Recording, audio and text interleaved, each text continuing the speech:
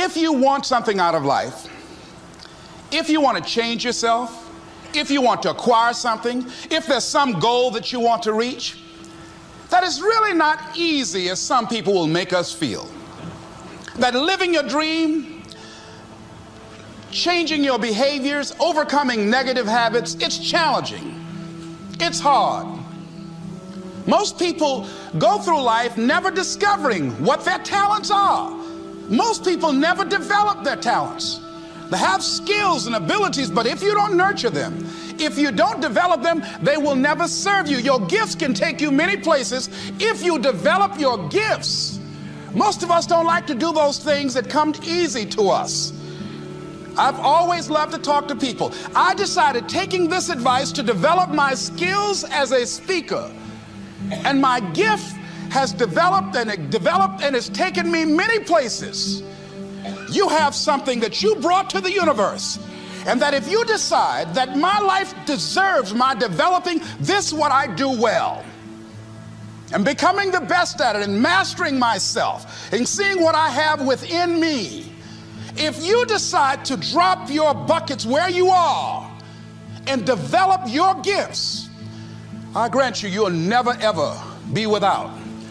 I grant you that your gifts will take you places that will literally amaze you. I grant you that if you begin to work to develop your gifts, you'll develop a strong sense of happiness. You'll get a larger vision of yourself, because part of beginning to get a larger vision of yourself, all of us need some area of our lives where we can have a feeling of competence. That people know when they think about this area, that's something you do.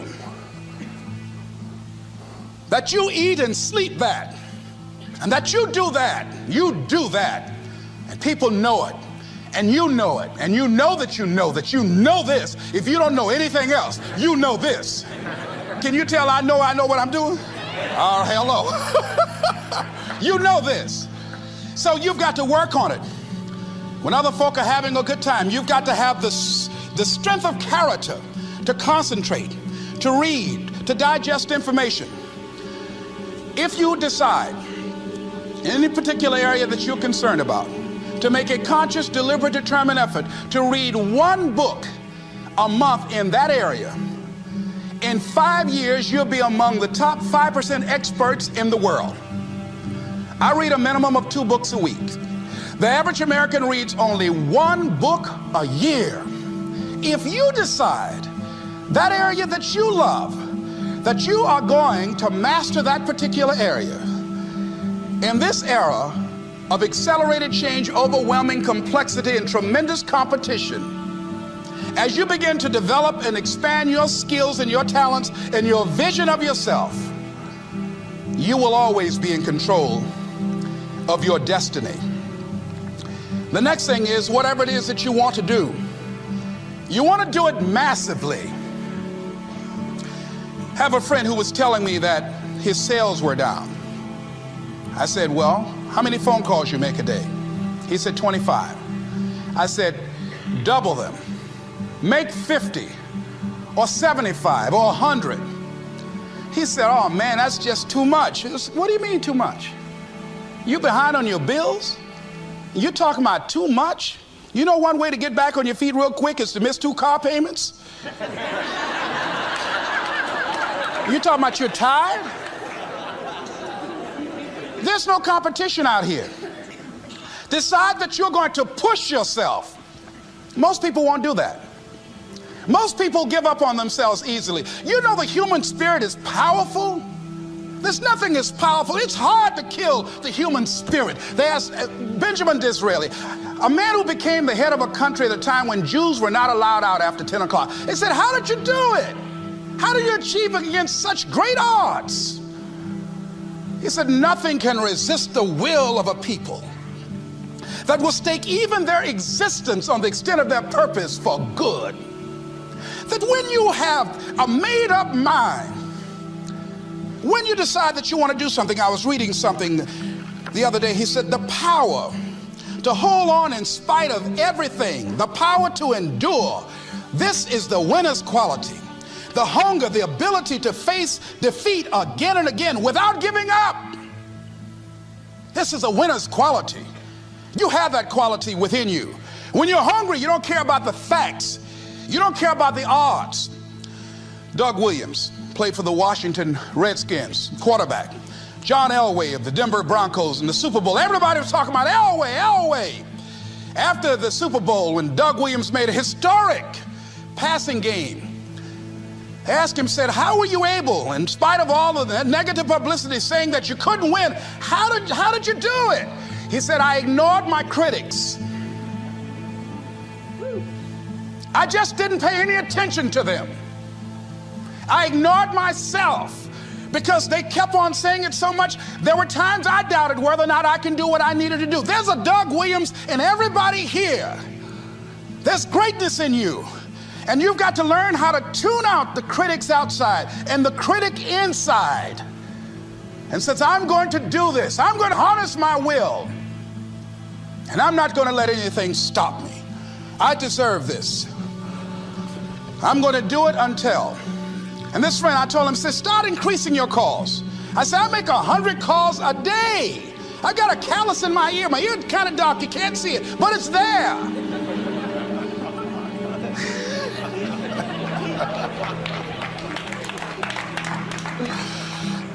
His sales have increased. He's working harder now.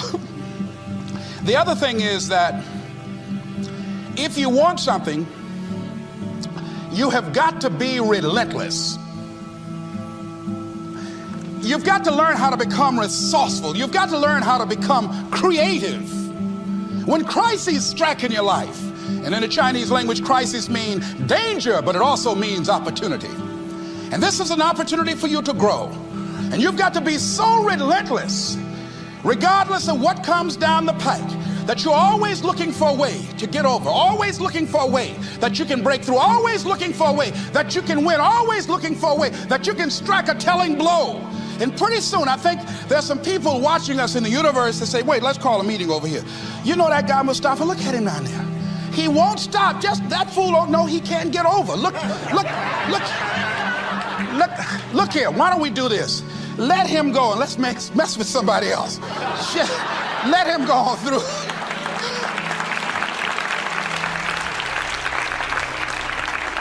Life will just get tired of whipping you sometimes. And just say, let's just let this one go. I believe this. Now, no one has told me this, but I just kept on kicking. I didn't have sense enough to stop. I was intelligently ignorant. I didn't know what I couldn't do. So I just tried anything. And the fascinating thing about life, because you can't get out of it alive, you might as well have a good time, you know? You might as well have a good time. Live your life with passion, with some drive. I was giving a seminar the other day, and I mentioned that I was going to do some training in August with some young teenagers and take about 100 away to a 2 or 3 day camp and wipe them out. Been working on this. So after the speech, one of the parents walked up to me and said, Mr. Brown, I'd like for you to do something for my son. He's not motivated.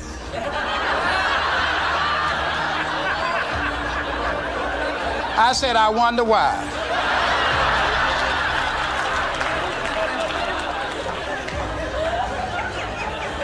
I wonder what's wrong with him. He had no fire whatsoever. See, what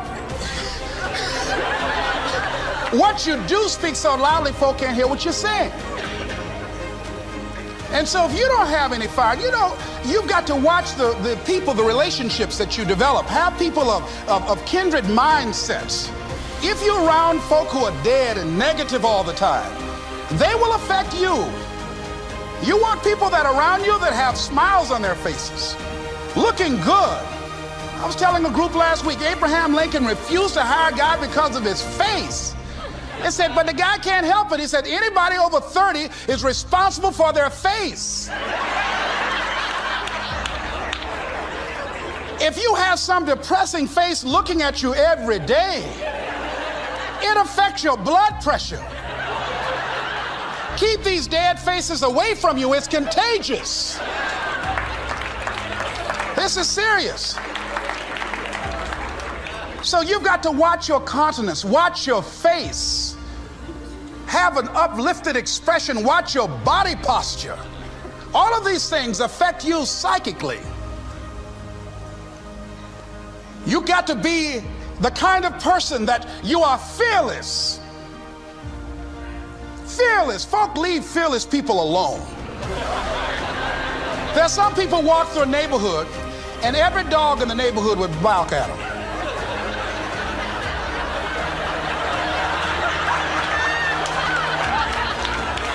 But there's some people come through and ain't nobody gonna mess with this.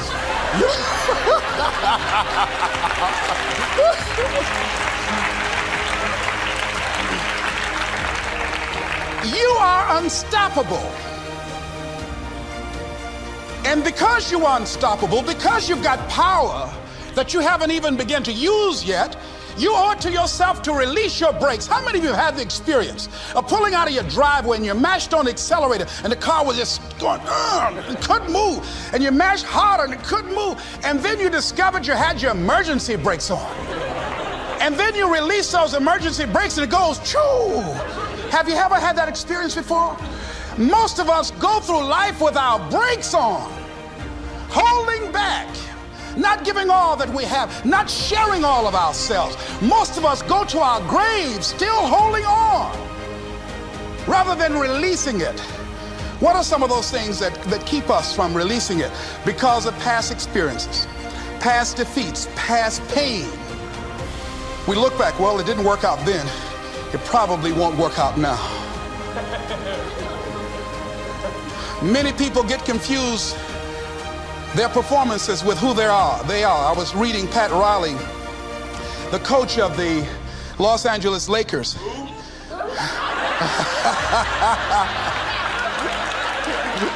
But you're going to like this quote here. After the Trailblazers had blown them out of the water, and I'm sure he said this last night, they asked him, how do you feel? He said, tonight we were exposed for what we are right now.